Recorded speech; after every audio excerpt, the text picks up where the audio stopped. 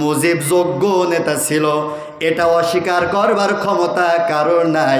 কিন্তু মুজিব রাষ্ট্র পরিচালনা করেছে তার মানবরচিত আইন দ্বারা। তার সংবিধানে কোরআন না থাকার কারণে শেখ মুজিব চরমভাবে ব্যর্থ হলো, শান্তি প্রতিষ্ঠা করতে পারে নাই।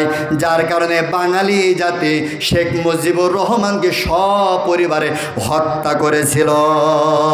ঠিক কিনা ভাইয়ের আমার? ইতিহাস শুধু একটু লক্ষ্য করুন। বাঙালি জাতি ক্ষমতার চাবিকাঠিটা নিয়ে জিয়াউর রহমানের হাতের মধ্যে দিলেন। একটু শান্তির আশায়, মুক্তির আশায় জিয়াউর রহমান ক্ষমতা গ্রহণ করলেন। স্বাধীনতার এই পর্যন্ত সব থেকে যোগ্য নেতা ছিলেন জিয়াউর রহমান। ভালো মানুষ ছিলেন, সৎ মানুষ ছিলেন। কিন্তু জিয়াউর রহমান রাষ্ট্র পরিচালনা করেছে ঠিক, কিন্তু তার সংবিধানে এই ফর্মুলা ছিল না। যার কারণে জিয়াউর রহমান তিনিও চরমভাবে ব্যর্থ হলো। কথা বলুন ঠিক কিনা? দেশের জনগণ চিন্তা করল, শেখ পারল না, জিয়াউর পারল না, ক্ষমতা নিয়ে তারা এরশাদের হাতের মধ্যে তুলে দিল। একটু শান্তির আশায়, একটু নিরাপত্তার আশায়। কিন্তু বাঙালি জাতি এরশাদের হাতে যখন ক্ষমতা তুলে দিল, এরশাদ ক্ষমতার চাবিকাঠি নিয়া 9 বছর তার স্বৈরাচারে আসল রূপটা বাঙালি জাতিকে দেখিয়ে দিল। বাঙালি জাতি চিন্তা করল, স্বৈরাচার এরশাদের অবশ্যই পতন করা দরকার। 9 বছরের রাজা 10 বছরের সাজা জন্য জেলখানায় এরশাদকে বলল। বাঙালি জাতি চিন্তা করলো, 3টা পুরুষ চেঞ্জ করলাম, এরশাদ শান্তি প্রতিষ্ঠা করতে পারল না, শেখ মুজিব প্রতিষ্ঠা করতে পারল না, জিয়াউর রহমান তিনিও প্রতিষ্ঠা করতে পারলেন না। বাঙালি জাতি চিন্তা করলো, পুরুষের ছত্র ছায়া থেকে আমরা এবার মহিলা ছত্র ছায়ায় যাইতে চাই।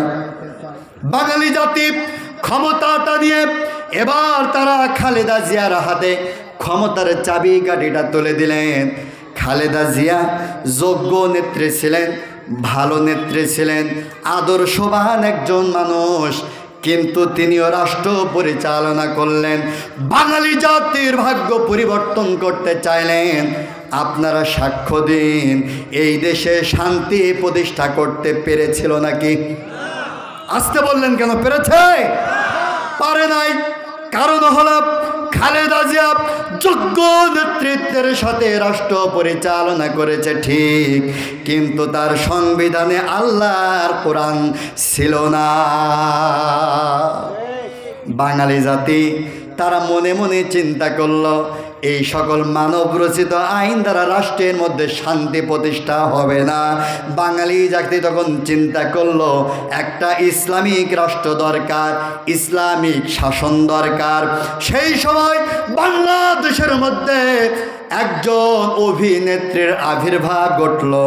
অভিনেত্রী এসে বাঙালি জাতিকে বলল, ও দেশের জনগণ, দিয়া শোনো মন, আমি যদি রাষ্ট্র ক্ষমতায় যাইতে পারি, বাংলাদেশটাকে মদিনা সনদে গঠন করব।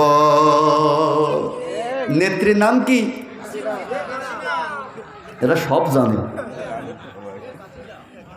বাঙালি জাতি যখন তার মনের মধ্যে ইসলাম রাষ্ট্র কায়েম করবার স্বপ্ন দেখেছে, অভিনেত্রী তখন বাংলাদেশটাকে মদিনা সনদে সাজাতে চাইছে। তিনি আশ্বস্ত করলেন, হাতের মধ্যে একটা তসবিহ নিলেন, মাথার মধ্যে একটা কালো পট্টি বাঁধলেন। আপনারাই সাক্ষী আছেন। বাংলাদেশের জনগণকে বললেন, দেশের জনগণ দিয়া শোনো মন, আমি যদি রাষ্ট্র ক্ষমতায় যাইতে পারি তাহলে ঘরে ঘরে চাকরি দেব, তোমাদেরকে 10 টাকার চাউলের কেজি খাওয়াবো। দেশের জনগণ চিন্তা করলেন, মাশাল্লাহ মাশাল্লাহ, অন্তত পক্ষে এবার হয়তো দেশের মানুষ শান্তি পাবে।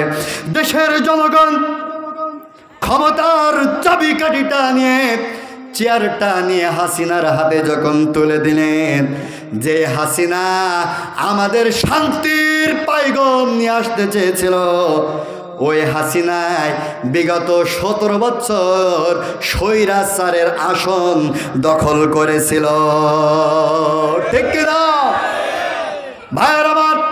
এখন বাঙালি জাতি চিন্তা করতেছে, মুজিব দেখলাম, জিয়া দেখলাম, এরশাদ দেখলাম, হাসিনা দেখলাম, খালেদা দেখলাম, সব দেখা শেষ।